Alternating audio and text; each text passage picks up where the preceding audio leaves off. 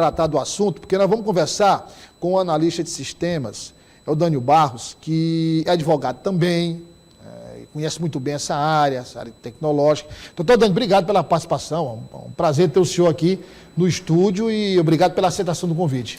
Prazer é todo nosso, Douglas, e a todos os telespectadores aí do Dia News. Vamos lá, começar com um assunto que eu adoro e tenho me dedicado até a acompanhar, que é a inteligência artificial.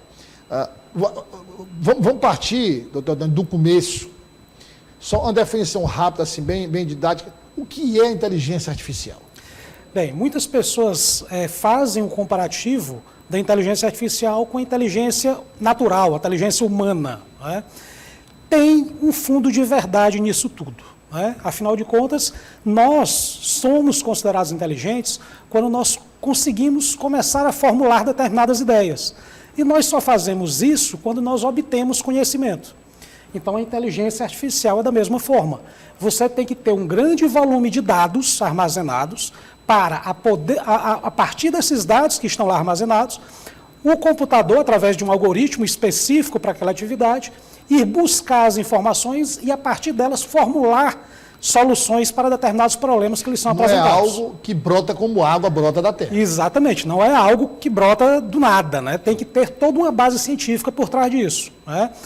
Para você ter ideia, a inteligência artificial ela começou a ser explorada ainda nos anos 40. Né? Quem assistiu aquele filme O Jogo da Imitação, que fala a respeito da vida do Alan Turing, né? Que ele decifrou aquela máquina alemã, né? Aquilo ali já era inteligência artificial. Mas o primeiro teorema de inteligência artificial é do século XVII. Só que o Thomas Bayes, o cientista da época que criou esse teorema, né, esse algoritmo da época, simplesmente ficou lá engavetado porque não tinha uso. Nós não tínhamos mecanismos nem ferramentas naquela época para poder processar aquela ideia que ele teve. Quer dizer, uma ideia que estava muito à frente do tempo que ele vivia. Muito à frente do tempo que ele vivia. Né? Então, como é que ela se baseava? Como é que a inteligência artificial era para funcionar de acordo com o teorema dele lá daquela época? É que, se acontecia algum fato, tinha que ter um precedente, ou seja, algo que aconteceu antes para poder gerar aquele fato, e a partir daquele fato poderia se ter uma probabilidade de gerar um fato futuro. Né? Então, tudo isso era baseado em probabilidades. É como a inteligência artificial funciona. Se você tem um grande volume de dados a respeito de um determinado fato, e vamos, por exemplo, pegar aqui, levando para a área da medicina, né, que está muito avançada, câncer de pele. Como é que a inteligência artificial detecta um possível câncer de pele? Você tem lá armazenado no seu banco de dados milhares e milhares de imagens de pessoas que já tiveram câncer de pele. Então, o que é que a inteligência artificial faz? Ela pega aquela imagem daquela pessoa que quer saber se está ou não com câncer e vai fazer uma comparação com toda aquela base que está armazenada. A partir dessa comparação, ela gera uma grande possibilidade daquela pessoa estar ou não com câncer. Aí isso está usando um exemplo mais simples da inteligência artificial. Né? Quer dizer, ao invés do médico ir passando, se ele tem um banco de imagens, suponhamos, 3.000 imagens, ao invés de passar uma por uma, que demorar, e ainda tem que ter a análise dele, olhar, e olha, acho que sim, acho que não, aqui eu fiquei em dúvida, chamar um outro colega para tirar essa dúvida. Não, ali já há uma precisão maior, porque há um nível de comparação mais preciso, e mais rápido, né? E mais rápido. Agora, a gente, olhando, por exemplo, para a segurança pública, e aí você tem um banco de dados que é vastíssimo da segurança pública.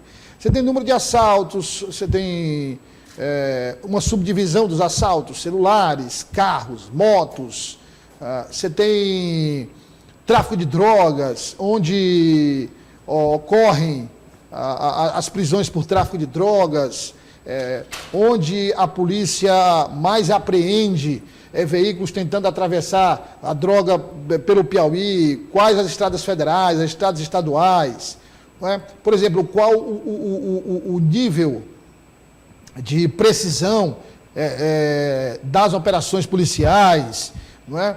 Normalmente, dependendo dos alvos, qual o quantitativo ideal de policiais, as áreas onde ocorrem os crimes, a classificação, essa área aqui ocorre mais assalto à mão armada, aqui já é mais tráfico de drogas, quer dizer, A inteligência artificial, com base em tudo isso, ela fornece uma série de respostas e de propostas para a polícia em termos de ação, em termos de precisão, na hora de efetuar uma operação, na hora de tomar uma decisão para combater um determinado tipo de crime. É mais ou menos isso. Quer dizer, o que eu quero dizer, doutor Eudônio, é o seguinte: a inteligência artificial, ela tem que ser... Porque eu vejo muitos críticos da inteligência artificial dizendo o seguinte, que ela nem é inteligência nem é artificial. Eu ouço muito isso. Então, assim, a inteligência artificial, eu imagino, eu queria que o senhor... Claro, o senhor que é o especialista, mas eu imagino o seguinte, ela tem que ser olhada como um instrumento, ou seja, como um instrumento que auxilia o ser humano na tomada de decisões para que essa tomada de decisões seja cada vez mais precisa, que a margem de erro seja cada vez menor, em todas as áreas. Ela não pode ser, por exemplo, substituída pelo intelecto humano, ou seja, pela capacidade que o ser humano tem, e aí com essa dose mais emocional, de discernir. Eu digo, olha, eu tenho esses dados aqui, a inteligência artificial me deu isso, e me deu isso, mas com base na minha experiência, na minha vivência, no contato e tal, eu acho que essa aqui é a melhor. Então, assim, é sempre encarar como instrumento, e não dizer, olha, bom, já que tem a inteligência artificial, agora eu passo tudo para lá, eu vou só, o resultado que tiver aqui, eu vou só colocar em prática. Não é bem por aí, né? De forma alguma. Então, a inteligência artificial jamais vai substituir o poder de discernimento do ser humano. Né? Então, por exemplo, a gente costuma, na área do direito, muitas pessoas preocupadas, quando teve esse boom da inteligência artificial, assim, a profissão do advogado vai acabar. Né? Mas não acaba, pessoal. Nós temos... Você coloca a inteligência artificial no Tribunal Popular do Júri. Exato, esse é um exemplo mais clássico. Como é que a inteligência artificial vai ter o poder de convencimento? Né? Como é que vai ter o poder de transmitir emoção? Então, isso só quem consegue fazer é o ser humano. Né? Por enquanto, porque da forma que está evoluindo, nós vimos, inclusive, que nós já temos aí androides, criados principalmente no Japão, que simulam quase que perfeitamente os movimentos e reações humanas. Né? Agora, tudo isso precisa de um aprendizado. E aí eu costumo dizer, quem é que ensina a inteligência artificial? Quem ensina a inteligência artificial é o homem. O homem é que transmite todo esse conhecimento. Então, para você ter ideia, hoje, nós temos já, foi criado, através desse boom todo da inteligência artificial, uma nova categoria de profissionais, que são os professores de máquinas. Né? Então, quando a gente fala hoje em aprendizado de máquina, que é a machine learning, né? Esse termo é utilizado em inglês, é exatamente isso. São milhares e milhares de pessoas alimentando as máquinas com informações. Então, a partir dessas informações, as máquinas vão conseguir gerar todas essas respostas para aqueles problemas que são apresentados a elas. Eu acho que o problema, enfim, não sei, eu acho que o problema foi na hora de denominar inteligência artificial. Acho que o termo é que foi escolhido de uma forma que gerasse muita polêmica. Eu acho que se fosse uma outra denominação, não estaria gerando tanta polêmica. Mas o que a gente tem que entender é o seguinte, por exemplo, nós jornalistas, eu estou fazendo uma entrevista mais reflexiva, porque é de fato para a gente entender melhor, mais didática. Assim, o jornalista começou com o jornal escrito, ela era a prensa, né, que era montada palavra por palavra, enfim, foi evoluindo, enfim. Temos até a máquina rotativa hoje, que é mais moderna, que o jornal impresso já completo. Aí veio o rádio, né? Depois veio a televisão. Tanto o rádio e a televisão evoluíram com mecanismo de transmissões ao vivo. Aí vieram revistas. Aí entrou a internet, que aí foi uma mudança que mexeu completamente com o mercado jornalístico. Portais, sites, blogs, hoje você tem YouTube, Facebook, Twitter, tem várias redes sociais, mas vamos aqui citar uma apenas, o YouTube, que é vídeo. Nossa, a quantidade de canais que nós temos hoje, de pessoas, por exemplo, que gravam um vídeo e tem 2 milhões de visualização, 3 milhões, uma pessoa no quarto da casa dela fala com 3 milhões de pessoas. Então, foi um processo de mudança e que a gente está se adequando. Os próprios chamados veículos tradicionais de informação estão se adaptando a este modo. Né? Empresas, por exemplo, que estão colocando, empresas de comunicação tradicionais, que estão colocando, por exemplo, seu conteúdo no Google, na nuvem do Google. Então está havendo uma integração e está havendo já. A inteligência artificial também é a mesma coisa. Então a gente eu acho que se cria muita polêmica em relação ao que se desconhece, eu acho natural isso, mas não dá para olhar a inteligência artificial já com os olhos de negatividade, né, doutor? De forma alguma. A inteligência artificial ela veio para ajudar.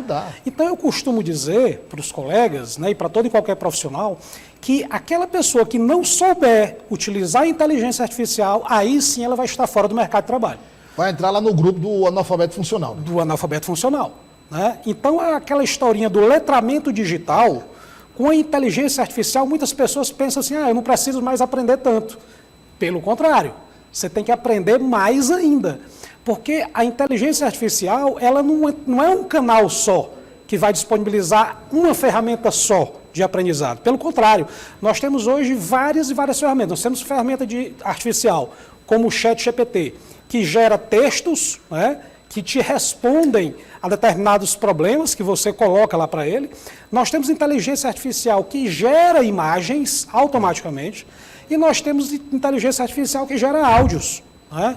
Então, hoje, por exemplo, o Douglas Cordeiro, com a amostra da voz do Douglas Cordeiro, eu consigo gerar um outro texto com a sua voz. Você grava um banco de dados. Sendo que você nunca falou aquilo. Não é um banco de dados, um banco de vozes. Um banco de vozes. Você tem vários textos, você grava, deixa pré-gravado e a inteligência artificial usa essas vozes para exatamente, através do sintetizador de voz, um algoritmo que vai e pega todas aquelas variâncias, por dizer assim, né, da tua voz e cria uma voz semelhante, tal e qual a sua. Né? Nós tivemos, inclusive, aqui no Brasil, há bem pouco tempo, eu acho que logo no início da pandemia, ou foi pouco antes da pandemia, uma homenagem que uma grande empresa fez ao Zico, né, no estádio do Maracanã, porque o pai do Zico nunca assistiu um jogo do Zico no Maracanã. Então, o Zico entrava no Maracanã e a voz dos alto-falantes do estádio começavam a falar com ele e elogiando o futebol dele, e a voz era do pai dele.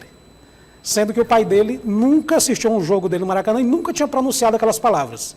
E a semelhança era tão grande que o Zico se emocionou. Né? Então, só para você ter ideia. Agora, o senhor falou aí do ChatGPT, e eu tenho buscado outras ferramentas, como o Notion, por exemplo. Sim. Que é uma... Eu acho o Notion, inclusive, melhor do que o ChatGPT, mas... então, assim, vamos dar um exemplo aqui. Canal no YouTube. Você vai gravar um vídeo para o YouTube, então você tem que gravar o vídeo, você tem que ter minimamente um roteiro ali para gravar o vídeo. Tá? Você tem que... Aí a questão do posicionamento de câmera, aí já é o tempo, a experiência, e aí a inteligência artificial não pode fazer nada, aí tem que ser um profissional com experiência. Mas tem que ter um roteiro ali básico, gravar esse vídeo, aí lá no YouTube ele vai exigir um título do vídeo, uma descrição do vídeo, e você tem que usar o que tecnicamente chama de thumbnail, que são os selos. Sim. O selo que fica lá, quando você acessa o canal do YouTube, fica aquele selo do vídeo. Tudo isso tem influência direta na quantidade de visualizações. Claro, o principal, aí é que está.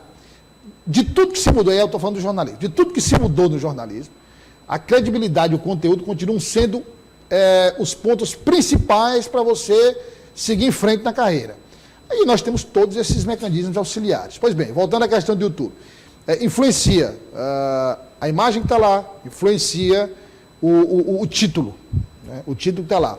Você coloca no Notion, por exemplo, o conteúdo que você gravou lá, ele te dá várias opções de título e você coloca também as informações e ele gera já um selo já pronto. Aí você pergunta, bom, mas isso não pode ser feito pelo editor de arte? Bom, a questão é, você tem imagens com direitos autorais.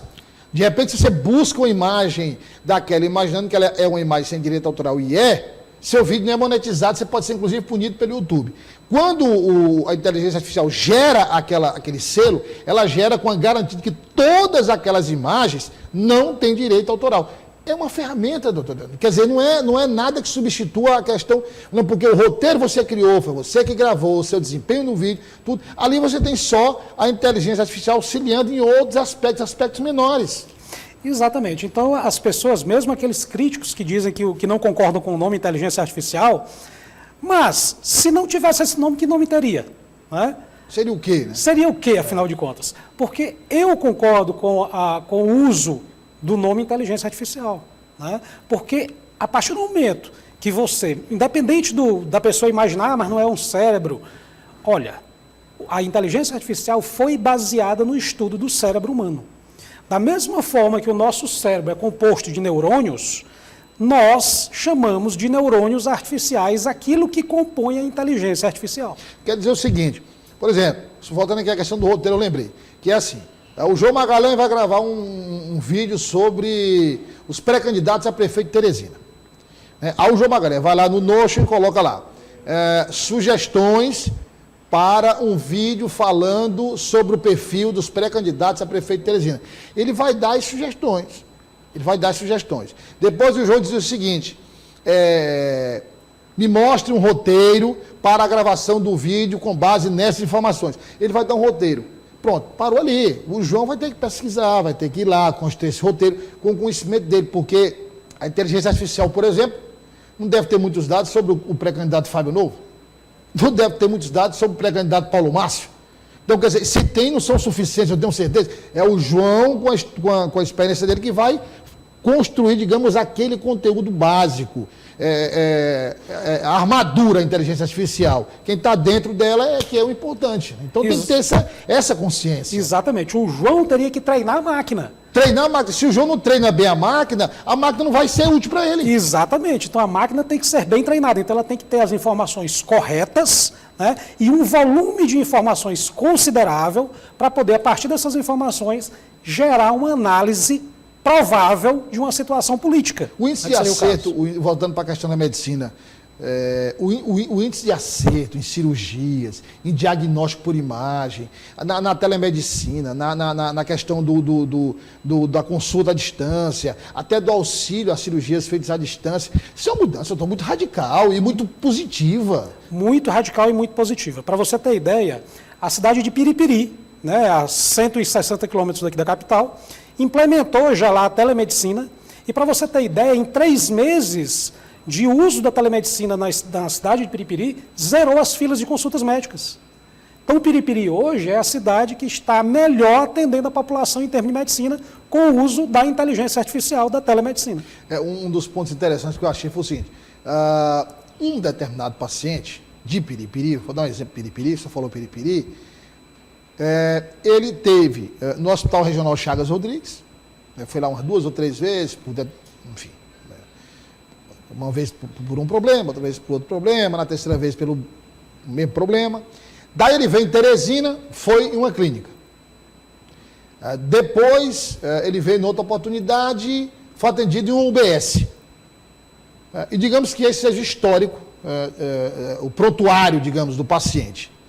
Aí ele vai de novo no Hospital de Piripiri, apresenta um quadro que tem relação, por exemplo, com um sintoma que ele apresentou em uma visita a uma UBS de Teresina, que se o médico conhecesse aquele prontuário, seria crucial para ele dar o diagnóstico correto. Mas só que ele não sabe nem se ele veio ao UBS aqui, ele não sabe nem se ele teve esse sintoma. Na medida que você é uma integração de tudo isso, você tem uma unificação dos prontuários, e aí o médico tem exatamente o perfil completo. Quer dizer, de um determinado tempo para cá, o que é que ele apresentou, quais foram os sintomas, as doenças, o tempo de internação, os remédios que tomou. Como é que a margem de erro é quase zero. Seria quase zero. Né? E para o conhecimento de todos, Douglas, nós já temos aqui em Teresina uma startup que desenvolveu uma solução nesse sentido, que seria uma solução onde nós teríamos integrado todos esses dados desses pacientes em uma única plataforma de informação. Né? E essa startup, do que é que ela precisa para poder realmente implementar essa solução dela? Seria de incentivo do poder público. Né? Porque quem fornece saúde para a população, o maior fornecedor de saúde para a população, é o poder público.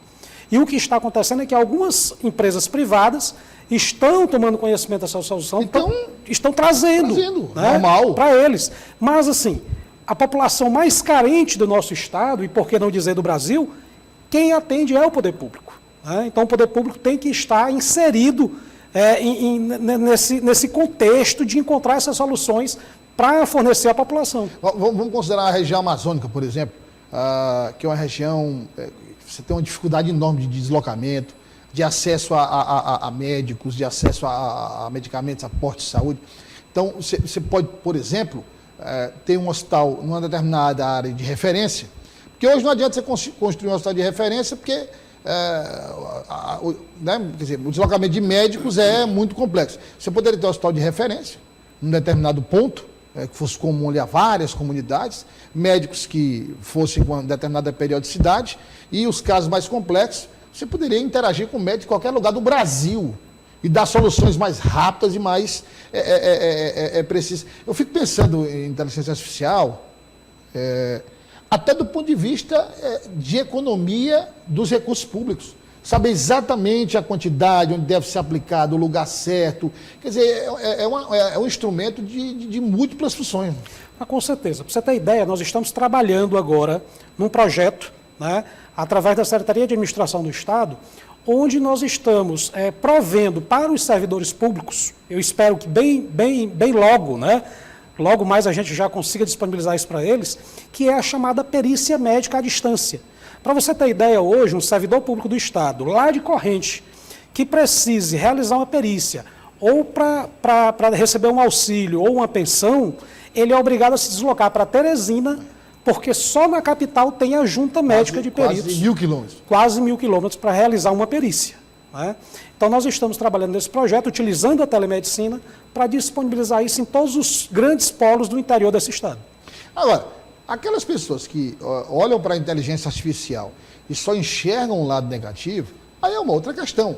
Porque você tem um lado negativo em tudo que você convive hoje. Se eu for olhar o lado negativo disso, daquilo, do uso do celular, né? Tem, inclusive, o senhor falou do filme, tem um filme interessante que eu sempre cito quando eu falo de celular, que é o Conexão Perigosa, o Harrison Ford, enfim. Ele é sobre espionagem industrial, enfim. E quando o agente do FBI entra lá, ele diz assim: você quer tirar a bateria do celular? Mas o celular está desligado. Você acha que se está desligado eles não podem ouvir? Então, assim, tem o lado negativo em tudo, né? Em tudo tem lado negativo. E eu vejo muito quando eu assisto entrevistas, você diz assim, mas temos também muito o que melhorar. Em tudo nós temos que melhorar. Em tudo, né? Esse processo de melhoramento ele é permanente, não é? Então, assim, quando você quer encontrar só defeito, você vai encontrar só defeito, vai criar situações. Eu acho que é preciso ir, digamos, com a alma desarmada. Olhar o instrumento com a alma desarmada, até porque, minha gente, é inevitável. É o futuro que está chegando, que está batendo na nossa porta com mais rapidez do que a gente podia imaginar. Com certeza. E você tocou aí em dois assuntos interessantes. O primeiro é a questão do celular. Não é?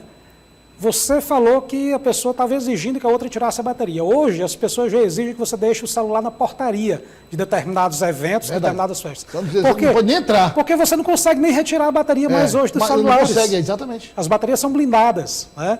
Então, isso já acontece. Outro ponto interessante que a gente pode levantar da inteligência artificial é a questão dela servir realmente como instrumento de auxílio para nós, seres humanos. Então, um filósofo brasileiro falou o seguinte, que ele não tem medo da inteligência artificial, ele tem medo da inteligência natural. Por quê? Se você for fazer um apanhado hoje, daquilo que você pesquisa na internet diariamente, ele fez um levantamento que 80% são de futilidades, de inutilidades. Então, a inteligência natural, a inteligência artificial está lá, ela tem um conteúdo dela. Tem conteúdo que pode ser utilizado para o bem e tem conteúdo que pode ser utilizado para o mal. Isso é natural. Acontece na internet hoje. Exatamente. Agora, se eu chegar a utilizar a inteligência artificial para futilidade, ela vai responder lá com uma futilidade também. Então, depende muito. Quer dizer, fico imaginando, ainda no meu campo jornalístico, eu assino um vídeo ontem de um jornalista que eu considero o melhor repórter do Brasil, que é o Caco Barcelos. E quando ele lançou o livro Rota 66, que o senhor conhece, sim, inclusive virou série agora no Globoplay, ele estudou 4.200 casos. Só que 4.200 casos, indo no prédio IML, olhando perícia por perícia, não é? Pasta por pasta. Eu lembro que lá foi até meio inovador na época, porque ele conseguiu um amigo que fez uma espécie de protótipo ali para cruzar os dados, para mostrar, olha, tantos por cento segue esse padrão, tantos por cento desse padrão, isso aqui é execução, isso aqui foi tiro pela... na época foi até meio revolucionário. Computador antigo, você imaginou como seria o trabalho hoje, um trabalho como esse hoje, com a inteligência artificial, para o cruzamento desses dados, não só para definição de 1, 2 ou 3 aspectos, mas a inteligência artificial podendo oferecer vários aspectos e enriquecer cada vez mais esse levantamento? Com certeza. E voltando aqui à área da segurança pública, nós vimos na reportagem que vocês exibiram agora, nós teremos aí 40 mil pessoas 40 mil. Que serão convocadas a se apresentar e todos esses dados serão coletados. Isso. Você já imaginou a grande base de dados? Cada um vai contar uma historinha. Cada um vai contar uma historinha. Né? E para juntar, para agrupar as histórias, quais são as similares? Exatamente. Então, a Secretaria de Segurança Pública, cada operação que ela faz desse tipo, ela está se armando com informações, e hoje a principal arma é a inteligência. Claro. Então, quase toda a secretaria hoje do governo do Estado tem um setor de inteligência. Né? Então, o governador Rafael está armando todas as suas secretarias com um setor de inteligência, exatamente para fazer a mineração dessas informações. Então, Dani, obrigado pela participação. Foi um prazer recebê-lo aqui, mas essa é sobre inteligência artificial, a primeira de várias. Vamos voltar aqui, vamos fazer uma espécie de conversas periódicas para a gente ir atualizando, e aí depois até, se for possível, a gente trazer alguns exemplos, algumas imagens, dados para a gente mostrar no telão, para você explicar para quem está em casa entender melhor, vendo e ouvindo o funcionamento desses instrumentos. Ainda tem um detalhe, só lembrando que você falou que da questão da posição, né, da tomada de câmera, que a pessoa tem que saber se portar, que isso aí vai de pessoa para pessoa, né? Mas, por exemplo, eu poderia pegar o rosto do Eldânio e colocar no corpo do Douglas, né? E, inclusive, a própria voz do Eldânio no corpo do Douglas falando. Isso aí é chamada deepfake. Eu poderia fazer uma deepfake e estaria resolvido o problema do vídeo. Aliás, deepfake ficou muito popularizada nas últimas eleições. Exatamente. Tão popularizada. Ainda hoje rende aí, inclusive, processo no STF.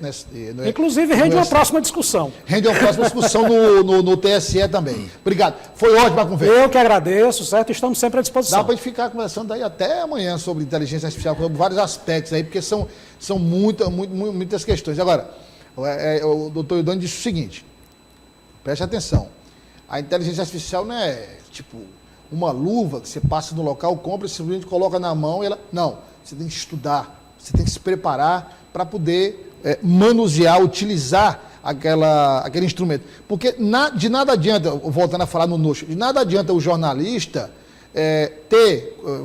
abrir uma conta no Notion, pagar um plano, digamos, anual, ter acesso porque aí o Notion tem ferramentas, aí o senhor conhece inúmeras, ter aquele mundo de ferramentas, no final das contas, se for usar, um ano se passou, você não usou 10% da ferramenta. Por quê? Porque você não conhece a ferramenta, não estudou a ferramenta, utilizou só o básico ali, buscando títulos, manchetes, inscrições, e tem muito mais. Quer dizer, oferece ao profissional até a oportunidade de evolução em termos de conhecimento. Com certeza. Temos tempo de contar uma pequena historinha? Pode sim. Pronto, o que é que ocorre? Você tocou num ponto interessante. Se nós formos pegar ChatGPT e outras ferramentas que geram textos, né, as pessoas utilizam muito para poder, por exemplo, as pessoas do mundo jurídico utilizam muito para fazerem peças jurídicas. Né? É uma boa opção? É uma boa opção, mas o que é que eu sempre digo para os meus alunos? Confiram, leiam, vocês têm que, no mínimo, fazer a leitura para ver se aquilo que está contido naquele texto condiz com a verdade. Porque um grupo de advogados americanos, não foram brasileiros, americanos, criaram, né, pediram que o ChatGPT gerasse uma peça de uma ação contra uma empresa aérea onde o seu cliente foi machucado por aquele carrinho que passa no corredor, né? No corredor, sim. Exatamente, com alimentos. E o ChatGPT gerou 3 jurisprudências, né, para basear essa ação, para fundamentar essa ação, de casos que nunca ocorreram na vida. Né? Ou seja, o ChatGPT inventou 3 historinhas para os advogados colocaram na peça. E eram histórias inventadas. A equipe do juiz verificou, viu que aquilo... Não existia. E os advogados foram condenados por litigância de má-fé. Inclusive, agora finalizando mesmo, tem inclusive os especialistas nessas ferramentas dizem o seguinte, olha, Porque assim, hoje até tem um algoritmo do YouTube, por exemplo. O YouTube já desenvolve um algoritmo para identificar se aquele título e aquele texto que você colocou foram todos tirados da inteligência artificial. Sim. Porque qual é o princípio do YouTube? O princípio do YouTube é o ser humano, é quem está usando, você, é a criação original. Então, o que é que os orientadores sempre dizem, os especialistas? Olha, busca a inteligência artificial, mas nunca esqueça do toque humano. Exatamente. Esse é fundamental. Quando um texto for perfeito demais, desconfie. Desconfie. Obrigado, doutor, pela participação.